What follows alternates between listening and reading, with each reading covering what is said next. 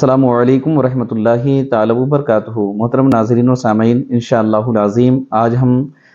حضرت سیدنا امام اعظم ابو حنیفہ رضی اللہ تعالیٰ عنہ کی زندگی کے چند پہلوؤں پہ ہم نظر ڈالنے کی کوشش کریں گے۔ سب سے پہلی بات تو میں آپ کو بتا دوں کہ سیدنا امام اعظم ابو حنیفہ رضی اللہ تعالیٰ عنہ رمضان المبارک میں 60 پر ایک قرآن مکمل ختم کیا کرتے تھے، یعنی کہ 61 قرآن آپ تلاوت کیا کرتے تھے، یعنی ختم کیا کرتے تھے۔ 30 قرآن روزے کی حالت میں دن میں ختم کرتے تھے اور 30 قرآن رات میں ختم کیا کرتے تھے، اور ایک قرآن مجید نماز تراویح میں مکمل کیا کرتے تھے۔ تو اس طریقے سے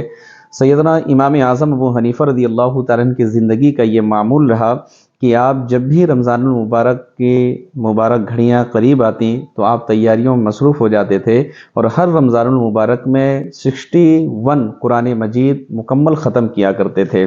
اور امام اعظم ابو حنیفہ رضی اللہ تعالیٰ عنہ کی زندگی کا یہ بھی ایک باب ہے کہ آپ نے عشاء کی ایک رکعت میں بھی مکمل قرآن مجید ختم کیا ہے۔ یہ بھی آپ کی سوانح حیات میں جو کتابیں لکھی گئی ہیں اس میں ساری چیزیں ذکر کی گئی ہیں۔ حضرت سیدنا امام اعظم ابو حنیفہ رضی اللہ تعالیٰ عنہ جس وقت نبی کریم صلی اللہ تعالیٰ علیہ وسلم کے روضے پہ حاضری کے لیے تشریف لے گئے تو آپ نے عرض کیا السلام علیک یا سید المرسلین، تو سرکار دو عالم صلی اللہ تعالیٰ علیہ وسلم کے روضہ مبارکہ سے آواز آئی وعلیک السلام یا امام المسلمین، یعنی کہ حضرت سیدنا امام اعظم ابو حنیفہ رضی اللہ تعالیٰ عنہ کے سلام کا جواب پیارے نبی صلی اللہ تعالیٰ علیہ وسلم نے امام المسلمین کہہ کر جواب عنایت فرمایا۔ تو معلوم یہ چلا کہ سرکار کا وہ روضہ اقدس ہے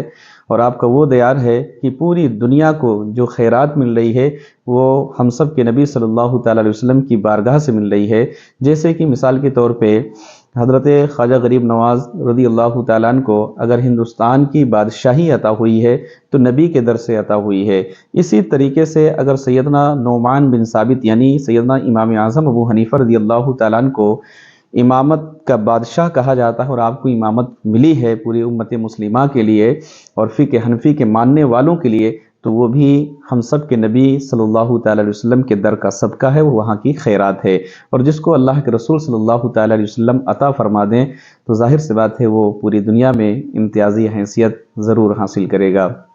حضرت سیدنا امام اعظم ابو حنیفہ رضی اللہ تعالیٰ کی زندگی کا یہ بھی ایک باب ہے کہ آپ پہلے رات میں 300 نوافل پڑھا کرتے تھے ہر رات، پھر دھیرے دھیرے کر کے 500 نوافل ہر رات پڑھنے لگے، بعد آپ نے 1000 نوافل ہر رات ادا فرمایا کرتے تھے۔ آج ہم لوگ امام اعظم ابو حنیفہ رضی اللہ عنہ کی تقلید تو کرتے ہیں، کیا ہم نے کبھی غور و فکر کیا ہے کہ ہمارے امام جن کی ہم تقلید کرتے ہیں سارے مسائل میں،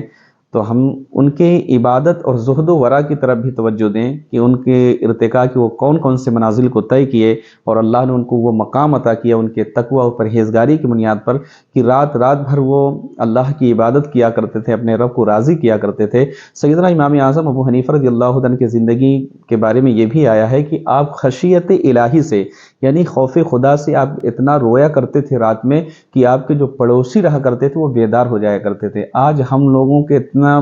پتھر دل ہو گیا ہمارا ذہن اور ہماری عقلیں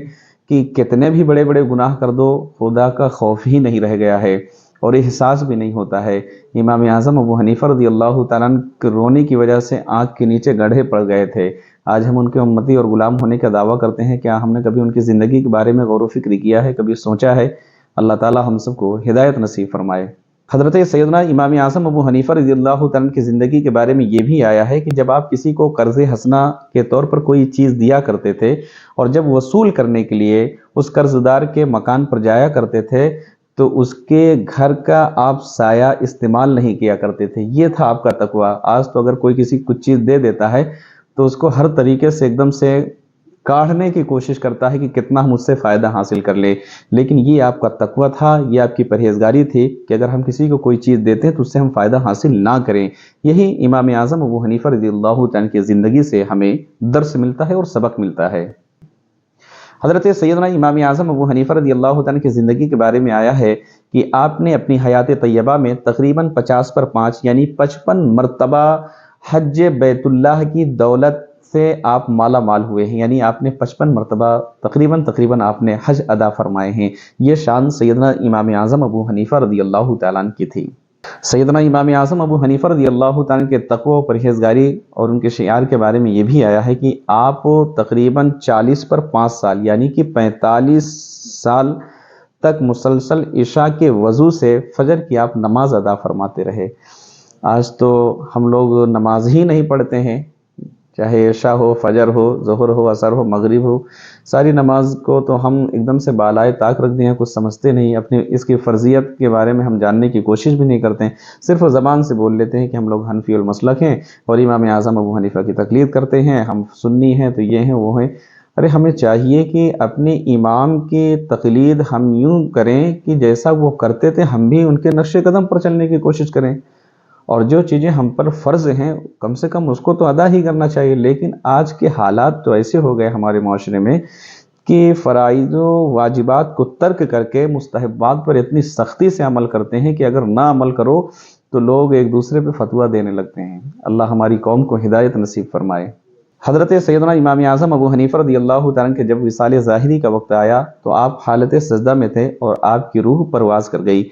آپ کی نماز جنازہ کئی مرتبہ پڑھائی گئی اور بتاتے ہیں اور تاریخ میں آتا ہے کہ تقریباً 50,000 سے زائد لوگوں نے آپ کی نماز جنازہ میں شرکت فرمائی تھی۔ اللہ تبارک و تعالی ہم سب کو اپنے امام کی صحیح طریقے سے تقلید کرنے اور ان کی عظمت و شان کو سمجھنے کی مولا توفیق رفیق عطا فرمائے، اور سرکار امام اعظم ابو حنیفہ رضی اللہ تعالیٰ کے روحانی فیوز و برکات سے ہم تمام کو مالا مال فرمائے۔ السلام علیکم ورحمۃ اللہ تعالی وبرکاتہ۔